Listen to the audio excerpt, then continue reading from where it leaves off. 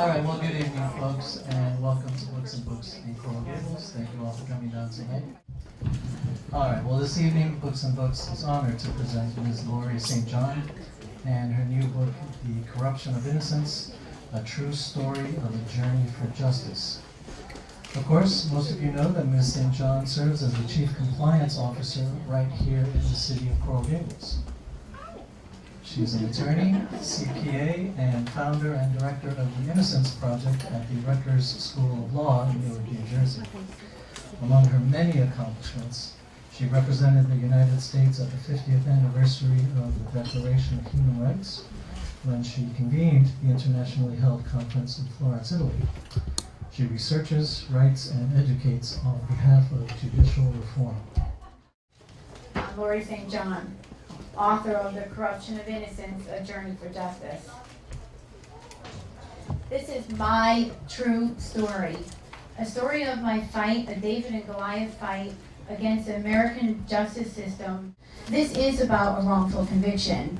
As an educational tool, if you pay attention to this book and what I offer you in here as skills and values and principles that I utilized in this story, you will see that they're the same values and skills and principles that I use in my job as an attorney, as a CPA, as a Chief Compliance Officer for the City of Coral Gables. It will help you to be the best that you can be in your personal and your business life.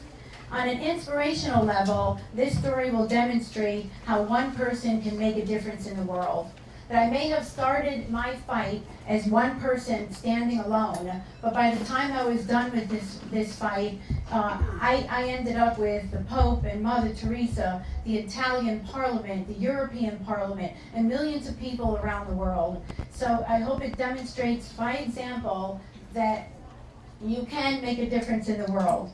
One person can make a difference in the world. As I watched the morning crowd, I recall a recent interview in Trenton for a job at children's homes. I wanted to help those less fortunate, and I thought it was a great opportunity to work with homeless kids.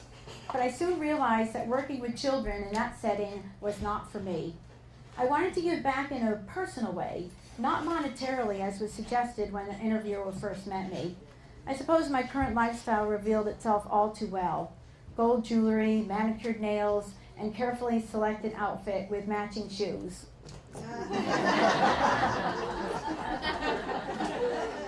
The interview was short.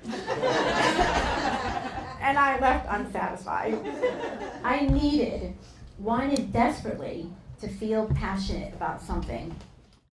I'm going to share with you first, before I read where he came from, that my investigation of this case took over almost 4 years. This case became my entire life. It was on February 6, 1985 at 8:30 on a cold, rainy night when Helen Shartner met up with friends and a cousin at a country western bar, the County Line Lodge in Virginia Beach. It was ladies' night and packed with city slick cowboys. I knew that case cold. I had the truth in my pocket, and knowledge is power. And there's absolutely nothing that can stop you when you're in a mission and you're authentic. It doesn't matter how many times you are violently criticized. It doesn't matter how many times you were opposed. It doesn't matter what your challenges are, because if you do it the right way, you take those challenges and you turn them into opportunities and you figure out ways to be more creative. You might ask, why? How does something like that happen? Where do you get the energy, the foresight? Where does this all come from? And I have to say that when I wrote this book, that part of me knew when I was writing it, I said, oh my God, I did that. I looked again and I'm like, where the heck did I get the energy? I had no idea.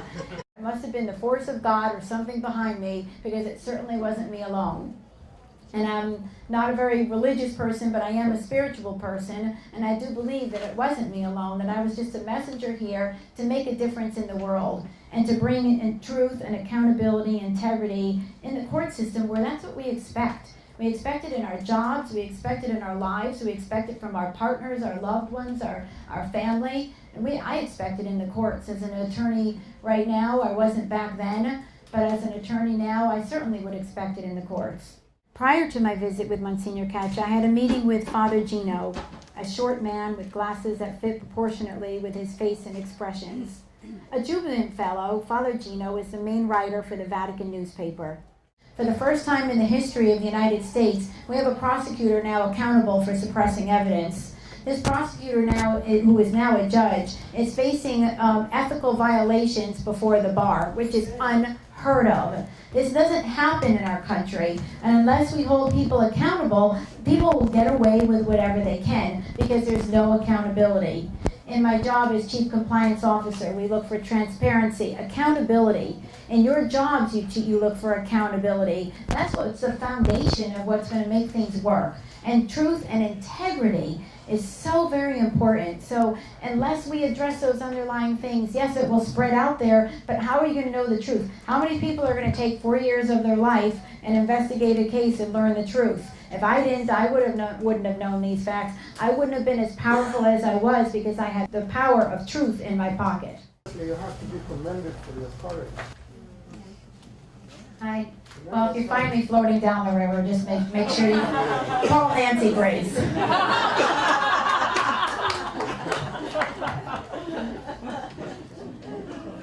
think we're done. Thank you so much for your time and energy. And please find my book and spread it around.